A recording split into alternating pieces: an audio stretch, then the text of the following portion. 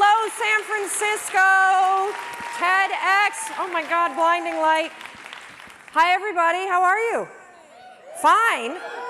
Oh my gosh. Okay, so my name is Mel Robbins, and for the last 17 years, I have done nothing but help people get everything that they want.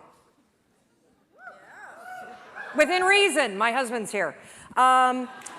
And so I've done it in the courtroom, in the boardroom, in the bedroom, in people's living room, whatever room you want to be in. If I'm there, I will help you get whatever you want by any means necessary. For the last 3 years, I host a syndicated radio show. 5 days a week, I go live in 40 cities, and I talk to men and women across America who feel stuck. Do you know that 1/3 of Americans feel dissatisfied with their lives right now? That is 100 million people. That's insane. And I've come face to face with it in this new show that I'm doing, which is also insane. It's called In-Laws. I move in with families across America. You guessed it, who are at war with their in-laws. We move them into the same house. I verbally assassinate everybody. We open up Pandora's box, and I get people to stop arguing about the donuts and who's hosting Thanksgiving dinner and talk about the real stuff. And that's what I want to talk to you about. I'm here for you. I'm going to tell you everything I know in less than 18 minutes about how to get what you want. So I want you to take a millisecond right now, and I want you to think about what you want. You. And I want you to be selfish. Screw Simon and the we thing. This is about me, right now. Sorry, Simon. What do you want? And here's the deal. I don't want it to sound good to other people. Being healthy will not get your ass on a treadmill.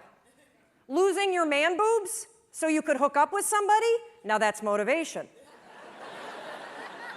So I want to know, what do you want? Do you want to lose weight? Do you want to triple your income? Do you want to start a nonprofit? Do you want to find love? What is it?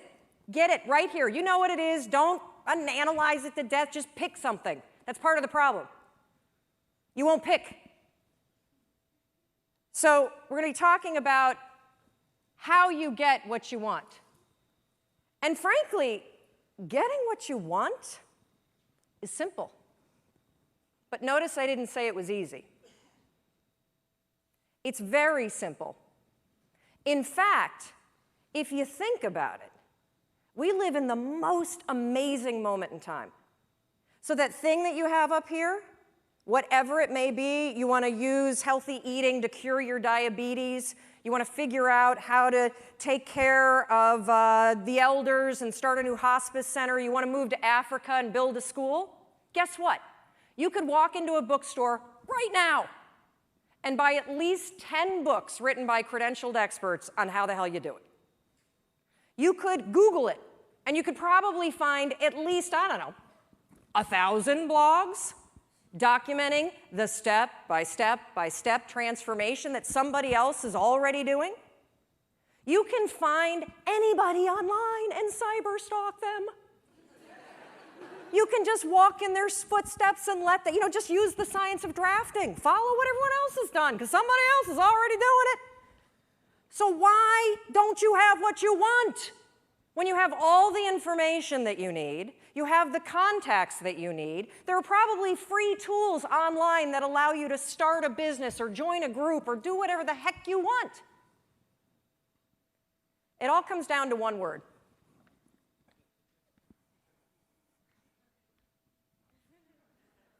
Shut the front door. You know what I'm talking about? The F-bomb. It's everywhere.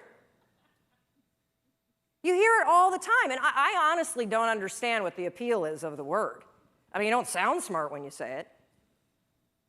And it's really not expressing how you really feel. It's sort of a cheap, shot to take.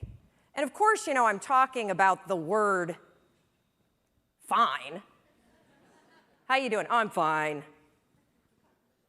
Oh, really? You are? Dragging around those extra 40 pounds? You're fine? Feeling like roommates with your spouse? And you're fine? You haven't had sex in 4 months? You're fine? Really? I don't think so. But see, here's the deal with saying that you're fine. It's actually genius. Because if you're fine, you don't have to do anything about it. But when you think about this word fine, it just makes me so angry. I mean, here we are at a conference about being alive, and you're going to describe the experience of being alive as fine? What a flimsy and feeble word. If you're crappy, say you're crappy. If you're amazing, say you're amazing. Tell the truth. And this not only goes for the social construct, oh, I don't want to burden you with the fact that I hate my life, or, hey, I'm amazing, but that would make you feel terrible. The bigger issue with fine is that you say it to yourself. That thing that you want, I guarantee you, you've convinced yourself that you're fine not having it. That's why you're not pushing yourself. It's the areas in your life where you've given up, where you've said, oh, I'm fine. My mom's never going to change, so I just can't have that conversation. I'm fine. We got to wait until the kids graduate before we get divorced, so we'll just sleep in separate bedrooms. I'm fine. I lost my job. I can barely pay my bills, but whatever. It's hard to get a job. And, one of the reasons why this word also just annoys me so much is scientists have calculated, oh yeah, I'm coming down. Scientists have calculated the odds of you being born. That's right. They've crunched the numbers. I see you up there. They have crunched the numbers on you. Yeah, no, you guys standing up, you want to sit down for this. They've crunched the numbers on you being born. And they took into account all of the wars and the natural disasters and the dinosaurs and everything else. And do you realize that the odds of you, yeah, right here, put your computer away, stand up for me, Doug. So the odds of Doug here, turn around, say hi to everybody. The odds, of Doug being born at the moment in time he was born to the parents you were born to with the DNA structure that you have, 1 in 400 trillion. Isn't that amazing? I'm so lucky. Yes. You're not fine, you're fantastic. You have life-changing ideas for a reason, and it's not to torture yourself. Thank you. Thank you, Doug. Christine was right when she said all of you could be on stage, because all of you, we're all in this category. 1 in 400 trillion. All day long, you have ideas that could change your life, that could change the world, that could change the way that you feel. And what do you do with them? Nothing. Oh, hopefully I won't moon you. You didn't pay for that.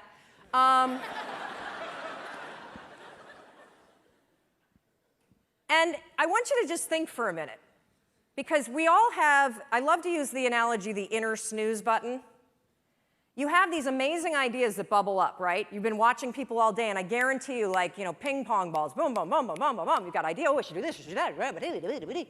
And every time you have an idea, what do? Boop, hit the snooze.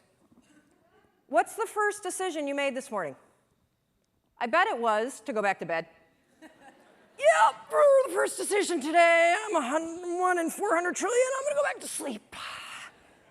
And I get it. Your bed is comfortable.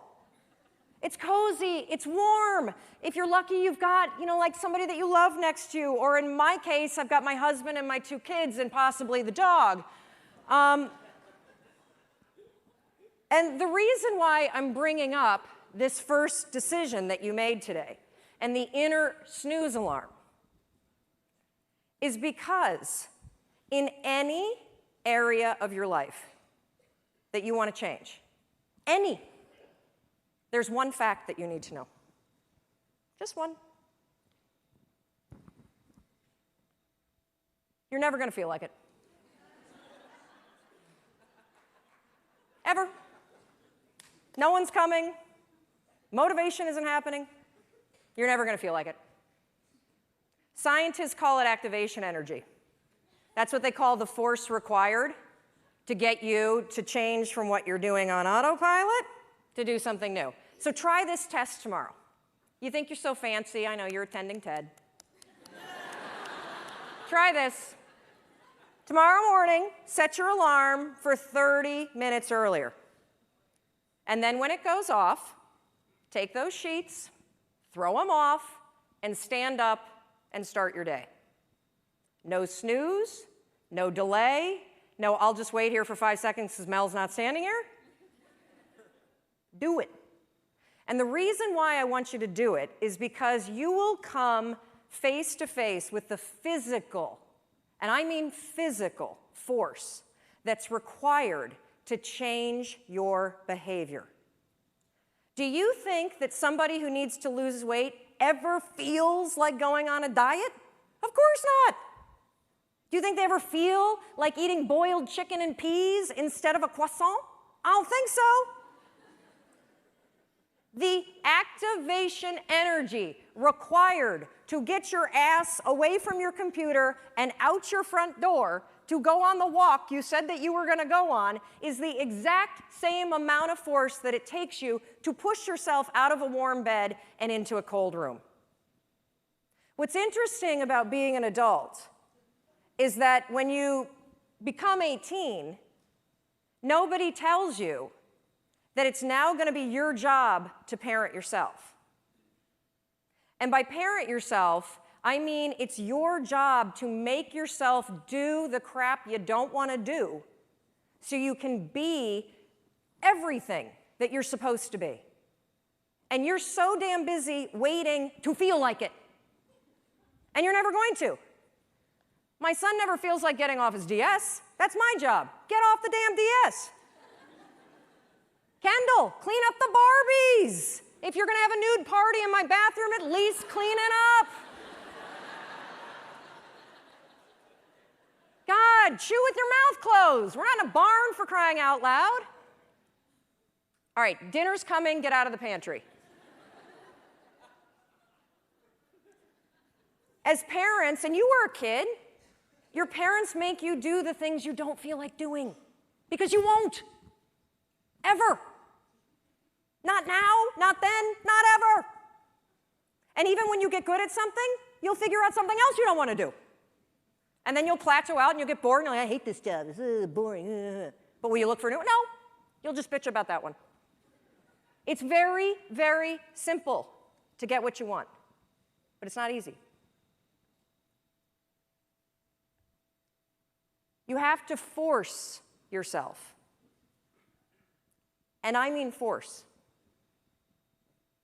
And the reason why I use the word force, when Roz was up here and talking about the emotion tracking, and she had the picture of the two sides of the brain, I look at the brain the exact same way. Only I describe one side of your brain as autopilot, and the other side is emergency brake. That's the only two speeds you get. Autopilot, emergency brake. And guess which one your brain likes better? Autopilot. You've had the experience where you've driven to work, right? And you get there and you're like, oh my God, I don't remember driving here. You weren't drunk. That was your brain on autopilot. It was functioning just at this level. And the problem with your mind is that anytime you do anything that's different from your normal routine, guess what your brain does? Emergency brake. And it has that reaction for everything. Everything. You walk into the kitchen and you see everybody's left their breakfast dishes for you. And you think for the 100th time, I'm going to kill them. In fact, I'm going to leave them here and I'm going to make them do it. But that's not your normal routine, is it? So your mind goes, emergency brake. And you go right into autopilot. I'll just load it and be pissed and then not have sex. That's what I'm going to do.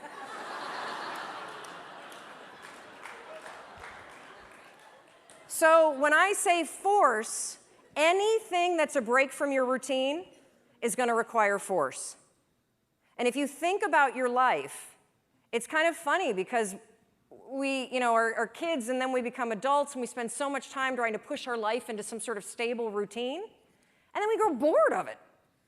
You wake up at, the same time every day, you have largely the same breakfast, you drive to work the same way, you show up at work, you look busy, you avoid making calls, you update Facebook, you attend a meeting and doodle the whole time, you go back and update Facebook, you make plans for the evening, you look busy some more, then you drive home the same way, eat largely the same dinner, or, variety of it. You watch the same kind of media, and then you go to bed and do the same thing all over again. No wonder you're bored out of your mind. It's the routine that's killing you. I have this theory about why people get stuck in life. So most of you have probably taken your basic Psych 101 class, and you've bumped into Andrew Maslow's hierarchy of needs. Well, your body is kind of cool because you have these basic needs. And your body is wired to send you signals. If you are hungry, if you need food, what do you feel? If you need water, what do you feel? If you need sex, what do you feel? Thank you. I think when you feel stuck or dissatisfied in your life, it's a signal. And it's not a signal that your life is broken. It's a signal that one of your most basic needs are not being met. Your need for exploration. Everything about your life, about your body, grows. Your cells regenerate, your hair, your nails, everything grows for your entire life. And your soul needs exploration and growth. And the only way you'll get it is by forcing yourself to be uncomfortable. Forcing yourself to get outside. Out of your head, thank you. If you're in your head, you're behind enemy lines. That is not God talking, okay? It's not. In fact, if I put a speaker on it and we broadcast what you say to yourself, we would institutionalize you. You would not hang out with people that talk to you the way you talk to yourself. So get out of your head. Your feelings are screwing you. I don't care how you feel. I care about what you want. And if you listen to how you feel when it comes to what you want, you will not get it. Because you will never feel like it. And you need to get outside your comfort zone. It's not about taking risks, it's about getting outside your comfort zone. Those first 3 seconds when you push yourself out of bed, they blow. But once you're up, it's great. Those first 3 seconds when you're sitting here in a studio or a stadium like this and somebody says, get up and come dance, and you think, oh, I should do that. And then you're like, oh. That experience that you had where you had the impulse to do it, and then you didn't do the activation energy required to force yourself, your emergency brake got pulled. I'm sitting right here. I'm not going up with those crazy people. I don't like to dance. Well, what happened for me is I came up and I bumped into Rachel, and then we started talking, and next thing you know, she's tweeting. And we're friends, and boom, get outside. That's where the magic is. That's where the 1 in 400 trillion exists. So everything I do, wait, okay, this is the last part, sorry. So one more thing that you can use, I call it the 5-second rule. Your mind can process a facial expression in 33 milliseconds. It can move pretty damn quick. The other thing that it does very quickly is if you have one of those little impulses that are pulling you, if you don't marry it with an action within 5 seconds, you pull the emergency brake and kill the idea. Kill it. If you have the impulse to get up and come dance while the band is playing, if you don't stand up in 5 seconds, you're going to pull the emergency brake. If you have an impulse about you were inspired by somebody's speech today, and you don't do something within 5 seconds, write a note, send yourself a text. Anything physical to marry it with the idea, you will pull the emergency brake and kill the idea. Your problem isn't ideas, your problem is you don't act on them. You kill them. It's not my fault. It's not anybody's fault. You're doing it to yourself. Stop it. I'm counting on you. 1 in 400 trillion. You got stuff to do. And it's not going to happen in your head. So I want you to practice this today. When we go off to party, thank God it's coming soon, because I think we all could use a cocktail. I want you to practice the 5-second rule. You see somebody and you think, you have that impulse, they look interesting. Walk over there. You were inspired by somebody and you have a request, make it. That's why you're here. Experiment with it, and I think you'll be shocked about what happens. And one more thing, I want you to know that everything that I do, whether it's the radio show or the television show or the book that I wrote or the column, it's for you. And if there is anything that I can do, if I can do anything to make you do the things you don't want to do so you can have what you want, I will do it. But you need to walk over, you need to open your mouth, and you need to make the request. You got it? Good. Go do it.